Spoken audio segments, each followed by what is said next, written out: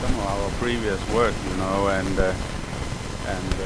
try to see what went wrong. And that might put some of these techniques into perspective. Also, we have also moved on a slightly other line for the third generation growth instrumentation, and so we're trying to justify that. But application that not to avoid. Back in 2004, an honorable lecture, and it was actually also about management of the immature spine. And at that time, I really felt that I had some problems with these children. It was a real. I think it was an ongoing challenge, to treat these patients. And I could also point out at some points of a major mistake.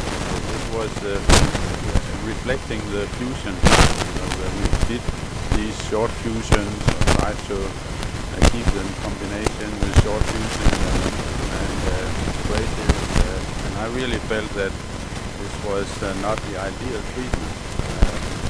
But I think my conclusion now is I feel much more comfortable now with these patients with what we have now. We know, as has been mentioned, that we want really to maintain the growth potential of these spines. We want actually to maintain also motion, and the patients could feel pretty normal compared to their sister patients. So at the same time, we focus very much in preservation of pulmonary function and development. No doubt about it. We have a number of different diagnoses. I think it's very important to realize sometimes you can be cheated a little bit with syndromic children, what is really the underlying problem. And we have some entities like OI children, for instance, which are really an unsolved group of children. Can we offer this surgery for these patients? And so the aims are really to obtain the underlying diagnosis, to prevent growth progression, to do 3D correction, to correct or maintain the balance of the patient. Many of the neuromuscular patients maintain growth and mobility, and to avoid complications. Nobody has stressed this concern, but I think it's also very important to think of the child that came in a wheelchair and had a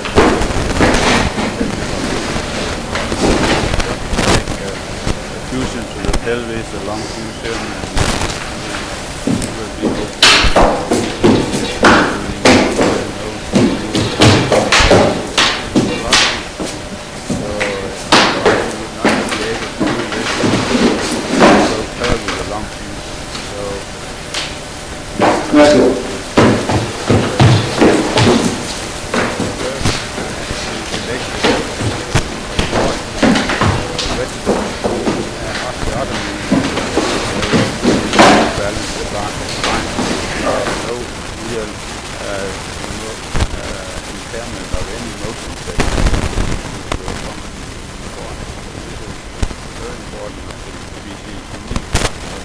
I was happy that I had this concern.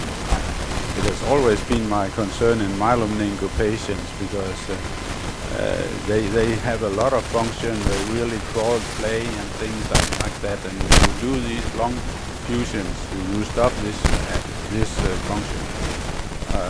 You get a good straight spine, but they lose a lot of function. So that has been my indication for actually doing anterior interbody fusion, fairly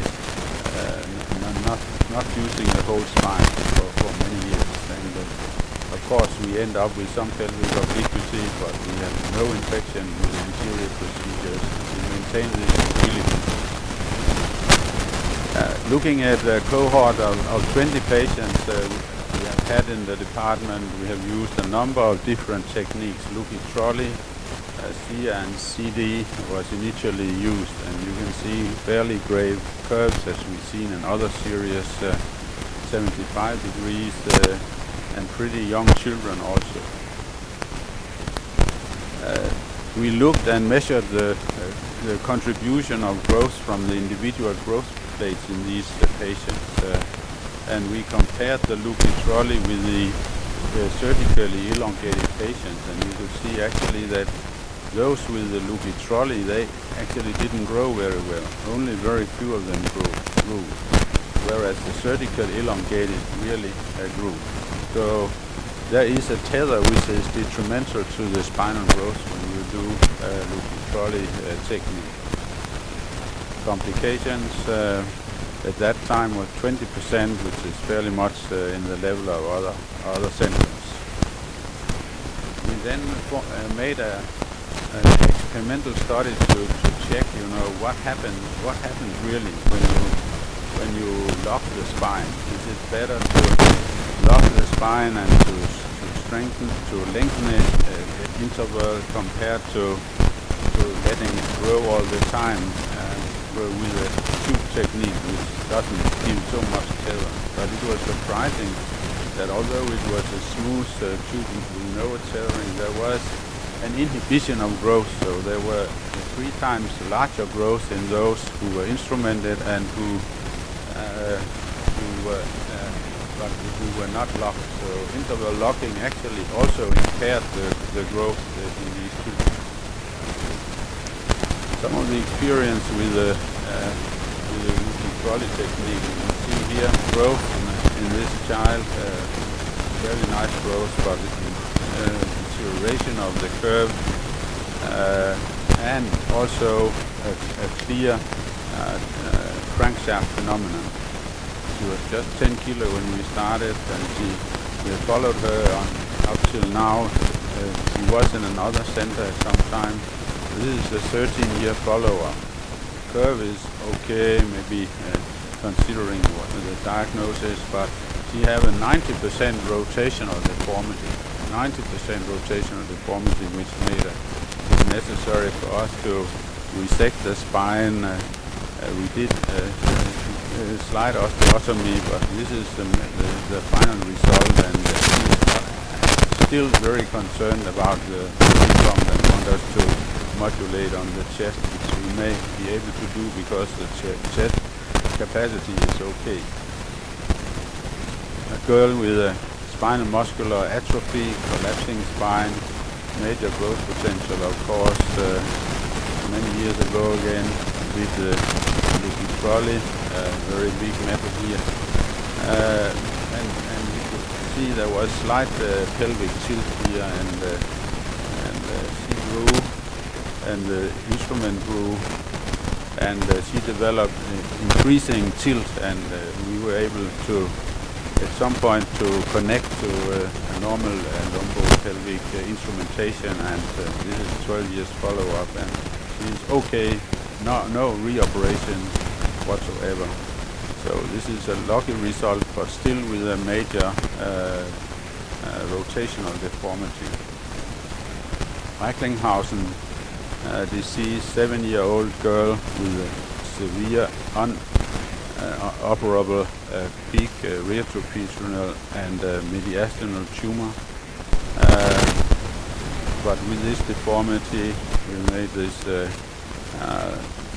instrumentation, corrected it nicely, but nothing really happened with in a good way for her, although it looks ideal.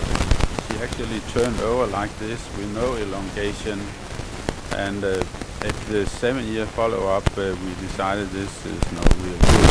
Also, we went in again and found that it was the rods had been running like this, and they were really almost one through. The rods were one through. And we went in with a traditional, gave her 10 centimeters in height. She had not used basically this. We are elongating her now. She is absolutely fine without pain, and we are elongating her every 6 months. And this is apparently a good solution. But achondroplasia also operates with co-growth, solid technique, but including we operated with it through the bilateral technique, and again gaining 2 centimeters. He is now 1 meter. The major goal in his life is some 1 meter. He got that. We elongate on him despite he has no growth. We're still able to elongate. One of the very good results with the Lupus technique was this 8-year-old boy with severe lordoscoliosis, cardiopulmonary deficiency, where I did reversed osteotomy from anterior bilateral rib osteotomy, and I pulled the spine backwards, and we got a nice correction of the lordosis and also growth, and there was a complication to the unrecognized bar at the low end of the follow up working. Now, so with these techniques, it's clear that we have problems, so we move more into the growing rod technique. The neuromuscular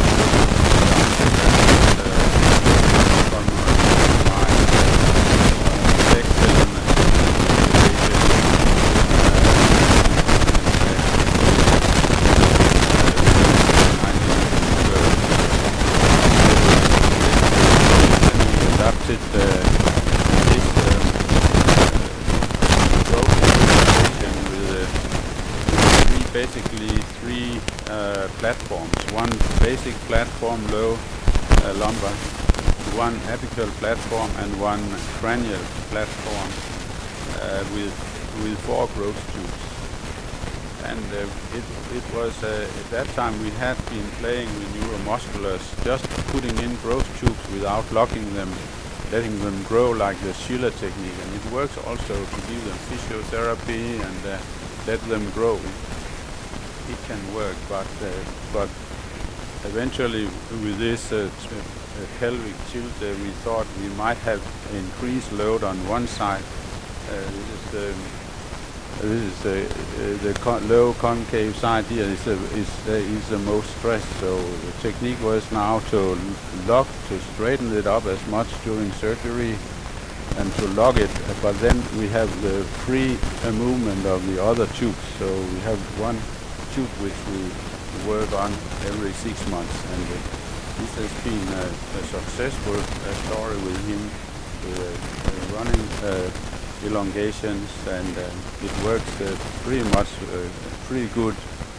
Now we have a little tilt to one side, and we might at some point have to address both growth tubes on the concave side. You can see here he's tilting a little bit, but his cardiopulmonary function is marvelous. He is not, he's having BPAP, but he can manage. So this is the apply again another curve where you can see with these 3 platforms we are able to manage also the classical curve up here. You know, we can have the growth around the apex, and we can still allow the kyphotic element in the upper spine, which I think is very important. You cannot grow in this zone here, but with this technique where we have a tube lying down here, we are able to grow despite the kyphosis, and we can maintain the kyphosis. Not having a total straight spine is not good, and we can also, of course, with this technique institute the proper lordosis in the lower aspect. So this is the concept with 3 platforms: apical control, sagittal control, and hybrid growth tubes. This is the patient, neuromuscular scoliosis with he has a walking capacity, he has muscular dystrophy, but a strong tilt of more than 25 centimeters, and she got this growth instrumentation, which is not totally satisfactory, but it's just very much improving her walking capacity, and we might have to adjust this with a shortening on this side and elongation on the other side.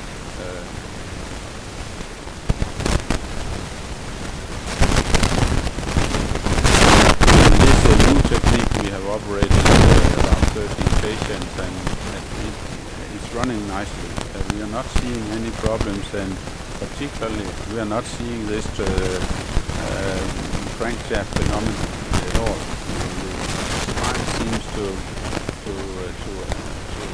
allow growth without developing crankshaft phenomenon. So I think we should really analyze this more deeply. But if we look at the complication in other series where they have abundant experience, this is the Burrock recent publication in Spine, see with 28 idiopathic, syndromic, 22 congenital, 18 and neuromuscular 20, with slightly less curves, but you can see here again the curves go down to about 40-50%, not as we are used to when we operate adolescent. We allow some curve still, but there is a significant complication rate with rod breakage and fixation point failures. And of course, this is a single rod experience where we have had the worst result. Also in our institution, the single rods frequently break, but it's not a big deal. The patient actually, it's a incidence for the patient, because they feel immediately when a rod breaks. It comes immediately and a big discomfort, but you can exchange the rod, in a half an hour surgery, outpatient clinic. The elongation principle in our series is 6 months, 5 months, 6 months, 10 minutes surgery in general anesthesia on an outpatient basis. So it is possible to do surgery without having major impact on the patient. But of course, not having surgery with Burrock. Another group of patients here, Beth Arbanian and George Thompson series, where they compare the double rod with the single rod, where you can see the double rod is doing better. There are fewer complications. It is significant with respect to accumulation of complications. It's less when you have dual rods. So this is something we are agreeing on very much. When we look at the Webster, the growth rods, I saw the panel were not commenting on the Webster. We have not significant experience on the Webster, but we have been doing REAP instrumentation in osteogenesis imperfecta patients, which was not successful. We have returned now also with this the new technique with 4 growth tubes in OI patients, and so far it's going good, but it's too early to. So we do have complications. It is an issue, and we have to be aware of this. The worst thing, I think, is the kyphosis. If you really have a kyphosis, you can think of correcting permanently the kyphosis by doing short wedge osteotomy, correcting a small segment, and then actually have the growth instrumentation intact part of the spine. I think I've learned that you must allow yourself to do long instrumentation, although it's walking children. It's the only way that you can control the spine in the long run. Interval between the lengthening is still discussed. You can see the shortest interval give the longest growth. This has been by Albania, and this group here, you can see if you elongate frequently, you get a better growth with these just months difference, have a better growth thing. And you can see here these three major series, the overall growth, the number of lengthening that you will have in a patient in a treatment scenario 6 times, that's 3 years maybe, 3 years treatment period, and you can have 3 to 4 years here, and you can see they still have significant incidence of breakage.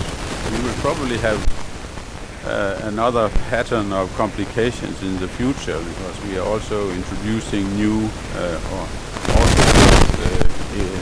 apparatus in these patients, and of course we have complications with these also, non-working, or they work too good, growing through the spine. I mean, there are many complications which we can expect here, but I think that the FDA will be very strict also in securing the future of the patients with these remote controlled growing instrumentation systems. So to conclude, single rod gives okay correction compared to Lucas trolley technique, but we see a higher instrumentation failure with single rod systems, but we think it's valid. I feel very comfortable now with this group of patients compared to previously, but we know we have to apply different techniques. It's not just one technique. And I think the hybrid unlock dual rod system with apical control has been very successful in our hands. And we think it might allow for the greatest growth and correction. So in these words I want to thank for the work.